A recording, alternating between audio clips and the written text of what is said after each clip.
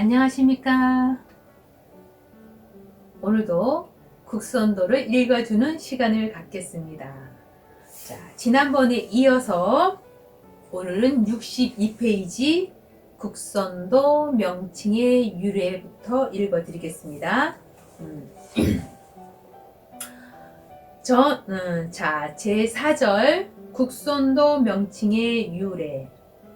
전 절에서 국선도의 유래를 고증적으로 다소 밝혀 놓았거니와 이 장에서는 고증적, 선적 수련자의 명칭을 밝히려 한다.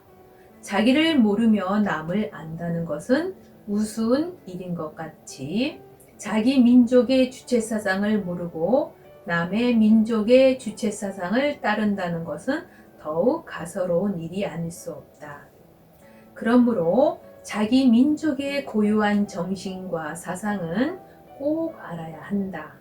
옛날 우리 민족의 고기, 사기, 봉기, 선사와 이외의 무수한 역사책들과 문헌은 한무제와 당나라 장군 이적의 손에 수많은 책들이 불살러지고 또는 일본 사람의 손에 의하여 말살되고 나머지는 사대주의자들의 손에 의하여 거의 없어졌으나 오늘날 땅속에서 또는 이웃나라 고서 중에서 우리 민족의 사기와 선적 의식의 문헌이 단편적으로 남아있게 된 것은 우리 민족의 복음이 아닐 수 없다. 그러면 선에 관한 수용도의 이름을 자세히 알아보면 밝음을 하나님이 준다는 생각에서 이에 밝음은 태양으로서 밝이라 하고 태양과 가장 가까운 곳은 산봉우리라 하여 입산하여 하늘이 준 공기를 많이 마셔야 된다는 생각해서 호흡을 깊게 하기 시작한 데서부터 선적 수련이 시작되었으며 그러한 수행자를 달사람 또는 산사람이라 사란하다가 산인, 선인 등으로 부르다가 한자가 나오며 선인, 신선 등으로 부르게 된 것이며 후에 삼국사기에는 풍월, 풍월주, 풍월도라 하고 삼국유사, 죽지랑에는 풍류도, 화랑, 원하라 하고 조정 화주지간에는 화주, 화랑, 화랑도, 화도, 향도, 국선화랑, 국선, 국선도, 선화, 선랑, 선도, 선인, 선인이라 하고 후에는 실, 씨알, 주화도, 기도, 단도, 화랑도 등으로 불려 내려왔으므로 그 이름을 오늘날에는 정각도, 선단, 선법, 선도법, 국선도, 박돌법, 박박는 법, 국선도니 하게 된 것이다. 제5절 국선도와 박돌. 청산사부께서는 항시 밝을 받아 돌에 참여하여야 정말 사람인 거야 하시고 가르침을 주시었다. 그러므로 우선 박돌에 대하여 간단히 밝혀보면 먼저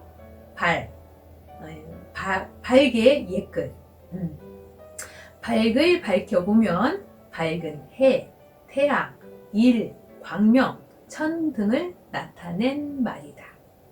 선인이 밝을 높여 받던 것은 그 위력이 무섭고 한편 그 은덕이 큰 까닭인 동시에 고마운 대상이므로 밝을 하늘같이 공경했다고 역사에 기록되어 있다. 그러므로 그 모든 생활과 생명의 원천이 되는 높고 큰 덕을 높이 받들어 절하고 공경했을 뿐만 아니라 그 위대한 힘을 마음과 몸에 받아들이는 수로의 방법을 창안하게 된 것이다. 이를 후대에 한자가 나오며 선 또는 선이라 하였으며 우주를 한나라로 보고 사람과 하늘이 묘합하니 이러한 대자연의 길을 모아 이름하여 국수온도라 하게 된 것이므로 박돌과 국수온도는 같은 것이다. 현대 과학에서 비로소 발계, 태양, 큰 혜택을 증명하고 있다. 우주 창조 또는 천지 창조의 근원이 발계 광선에 있다고 한다. 그 빛의 실체를 광자라고 하는 물체임은 최근에 알았다고 한다. 이것의 작용으로 모든 물리적 화학적인 작용이 일어나게 된다는 것이다. 과학적으로 말하면 광자야말로 우주 창조의 주역을 한 창조주다. 우리는 그 창조주를 숭배하였고 또 그 생성 변화의 힘을 몸에 받아 작용시키는 방법을 체험으로 체계를 세운 것이 국선도 또는 박돌법인 것이다. 다음으로 돌이란 명사로서의 돌이 아니라 동사로서의 돌고 돈다, 돌아간다, 돌아온다의 돌인 동시에 기의 음양 운동도 말들 속에 포함되어 있는 것이다. 이것은 우주 안에 있는 만물의 생성 원리인 것이다. 만물은 유동한다는 뜻도 있지만 현대의 우주 생존론으로 보아도 광대하고 무변한 우주 공간에는 아직도 이름을 짓지 못하고 있는 가칭, 우주 본질만이 꽉 차 있으며 그것이 어떤 법칙으로 유동함에 따라 전자, 광자, 단자 같은 것이 생겨나고 또 생물이 생겨나고 천체들이 생기고 원소들이 생겨나고 생물과 사람이 생겨났다고 한다. 그러나 그와 같은 생성 과정뿐 아니라 그 모든 생성 과정이 늙어 파멸되면 다시 창조 이전의 형태인 우주의 본질로 돌아갔다가 다시 운동을 계속하여 물리적, 화학적 변화의 과정을 거쳐서 차원 높은 창조물로 창조된다. 이와 같이 우주 공간은 끊임없는 생성 변화의 돌고 돌아감을 거듭하는 창조의 회전장이다. 이것이 다름 아닌 돌며 돌아가고 돌아오는 존재의 형상이다. 그런데 그와 같이 생성사멸이 거듭되는 원리는 무엇인가? 우리는 그 원리를 자연의 법칙이라고 하거니와 그 법칙의 내용은 대개 세 가지가 있다. 물리, 과학, 수학의 세 가지 법칙에 맞으면 그것이 여러 가지 소립자들로 변하고 원소, 분자, 세포 등으로 생성하고 그것이 그 세 가지 법칙에서 조화를 상실하면 파멸하여 본질로 돌아갔다가 다시 생성 과정을 밟는 것이다. 그러므로 우리가 지금 어떤 방법으로 자연의 도리를 따라 몸과 마음을 닦는 까닭은 우주 생성 법칙을 깨달아 그 돌아가는 우주 대자연의 생성 법칙에 올바로 참여하자는 것이다. 동양의 철학적 용어로 말하면 우주의 창조 이전의 상태는 태극의 시기며 돌아가기 시작하는 상태는 음양이 동하는 때로서 음양의 상반작용으로 그 힘을 받아 만물이 생성한다는 이치다. 국선도의 수도 방법도 다름 아니라 사람의 몸과 마음의 음양 조화를 회복하는 것이다. 그러므로 돌의 이치를 알고 따라서 참여하여야 한다고 한 것이다. 우주 안에 있는 만물은 스스로 기계적으로 본능적으로 무의식적으로 대자연의 법칙에 순응하게 되어 있어서 그들의 천수를 다하지만 사람만은 자유의지와 짧은 지식을 가지고 있으므로 천리를 거역하는 일이 많아 스스로 그 법칙에서 이탈하여 천명을 다 누리지 못한다. 이와 같이 이 박도법을 닦아 나가는 것은 무궁무진한 대자연의 창조적 순환의 원리다. 즉 돌의 이치를 알아 발을 받아 몸과 마음을 닦아 몸은 맑고 마음은 밝아 있어 돌에 참여하는 독특한 방법이므로 국손돌을 박돌이라 호칭하기도 하는 것이다. 제6절 고중문. 조선 영조 임금 때 학자인 부계자의 규원사화에는 아득한 한 옛적에 남북의 만주와 중국의 북부와 또 몽고의 일부가 이미 우리 결해에 농사짓는 짐승 먹이던 곳이다. 이때 태오보키가 동이 결해의 한 갈래인 풍이 결해의 자손으로 태어났다. 그가 수에 의한 변하고 바꾸임의 이치를 익숙히 알고 선역으로 중토로 나아가 수인씨를 이어 임금이 되었다. 태오보키가 동이결의 갈래인 풍이의 자손인 까닭으로 성을 풍시라 하였다. 옛적엔 동이결의 갈래인 견이와 풍이가 박산, 백두산이 있는 발조선의 발숙신을 본고장으로 하였으나 세월이 흐름에 따라 그들이 나뉘어져 동이의 서남역으로 옮아가면서 중토의 제후들과 늘 싸웠었는데 풍이는 동이의 사람이요 임금인 치우와 같은 한 가지 결애다. 산해경이란 책에선 다음과 같이 기록하였다. 북녘의 크고 넓은 땅에 한박산, 백두산이 있는데 이 땅이 숙신나라다. 이 숙신나라가 박결의 백족인 박백선, 백민, 박산백선으로 그곳에 수가 있는데 그 이름을 으뜸움이라 한다. 그리고 이 숙신나라에서 오랜 옛날부터 제일 먼저 8대의 임금들이 일어났다. 한박산이 있는 이 숙신나라 곧 배달 숙신나라에선 일어난 그 8대의 임금들은 사마천의 사기와 방고의 전한서와 명나라 방광조의 강감금단에서 다음과 같이 똑똑히 밝혀두었는데 태오보키, 염제신농, 황제헌원, 소호금천, 전욱고양, 제곡고신, 요임금, 순임금, 제여도당시, 제순유시 등 삼항과 오제다 하였으니 모두 한박산이 있는 배달 발조선의 임금이다 하였다.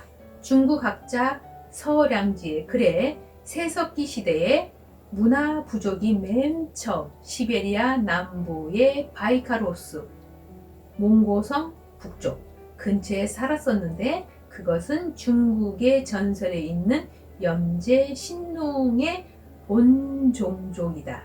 그런데 그 문화 종족이 서전 우공에서 말한 동이 결의 갈래인 도이, 우이, 네이, 히, 은나라 등의 본종까지 된다. 그 세석기 시대의 문화 부족이 시베리아 땅으로 옮아왔음은 대략 구석기 시대의 끝 무렵에 해당한다. 그들은 산동성을 중심으로 하여 퍼져 살았다. 일본 학자 조건은 한족이 중국에 들어오기 수만 년 전부터 중국의 중부와 남부는 본시, 동이 결해의 갈래인 묘결해가 차지하고 살던 땅인데 한족이 들어온 뒤로부터 점점 접촉하게 되었다. 현 중국학자 무봉님의 저서 중국 통사에서 말하기를 염제 신농과 황제 헌원의 시대에 동이 결해의 갈래인 여족, 묘족이 중국의 남부 땅을 차지하였었다. 대저 옛적에 강한 양자강과 협서성의 한수의 중역이 모두 여의 땅이었다. 중국의 왕동령은 말하기를 묘족 결해가 벌써 4,000년 전 시대에 중국의 남부인 호북성, 호남성 및 강서성 등을 점령하고 살았었다. 여사연은 묘와 만에 간에 다음과 같이 말하였다. 묘는 대개 만자의 음이 변한 것이다. 묘결에는 그 본 이름이 여다. 묘결애가 한족보다 중국에 먼저 들어왔으나 뒷날에 한족으로부터 쫓겨나갔다는 말도 있다. 우리나라에 대해서는 과거 중국 사람들이 너무나 배타적 독선적으로 역사의 사실을 뒤집어서 오로지 자기 나라 중심으로 역사를 꾸민 것이 적지 않다. 이것은 중국 문헌에서 쉽게 찾을 수 있다. 중국 임금들은 선물을 받으면 조공을 바쳤다 하며 모든 나라들을 중국의 예속 나라인 것으로 하여 자칭 제후라 하고 모든 나라의 사람을 짐승같이 여겨 나라 이름도 짐승 이름에 비유하여 우리나라도 신라를 시라, 죽은 나라, 고구려를 구려, 구려라 하여 개나라, 당나라 등으로 불렸다. 이 얼마나 천인공노할 말인가. 조선이라는 말의 옛글엔 식신, 숙신조선, 직신 등으로 쓰여졌으나 이는 오늘날 각 도의 명이 바뀌듯 발조선, 발식신, 발숙신이 모두 같은 말이다. 역대 신선 통감에는 지황씨가 동화 땅 전체를 비로소 구주들로 나눴다 하였고 당군 때에도 구주들이 남아 있었다. 중부원, 중원이라 하였으므로 한족이 침범하여 차지하고 중자를 따서 중국이라 하였다. 고중서는 부계자의 규원사와 태식이, 산해경, 해외서경, 대왕동경, 북경, 서전, 우공편, 방고의 전한서, 고구민표, 방광조의 강간금단, 조고의 용세의 묘족조사보고, 임해상의 중국민족사, 혐오계측 한종레온 지삼, 부구려삼묘, 와동령의 중국민족사, 예기왕제편, 무공림의 중국통사, 사이구족표, 중화민족록, 어사면의 중국민족사 이외에도 우리나라 고중문은 이웃나라 문헌 중에서 수없이 나오고 있으며 우리나라 땅속에서도 수없이 발굴되어 나오고 있다. 한족은 화족이라 하계라고 하나 옛날엔 화족이나 하족이나 화 또는 화족이란 글자나 기록이 전혀 없다. 중국의 학자들은 한족의 근원 종족은 화족이라 하나 화족은 몇몇 한족이 다른 종족들을 흡수하여 혼합으로 이루어진 종족인 것이며 뿐만 아니라 한족이라는 그 명칭마저 한나라가 일어선 뒤부터 비로소 생긴 것이다. 자, 오늘은 이렇게 72페이지까지 읽었습니다. 다음번에는 제2장 국선도의 정체에 대해서 읽어드리겠습니다. 그 정체에는 1절 국선도의 특징, 2절 국선도의 목적, 3절 국선도의 방법, 4절 국선도의 문, 5절 국선도의 대의에 대해서 쭉 읽는 건데요. 자, 오늘도 박미소가 읽어주는 국선도 잘 들어보셨는지 모르겠습니다. 자, 다음 시간에 만나 뵙겠습니다. 감사합니다.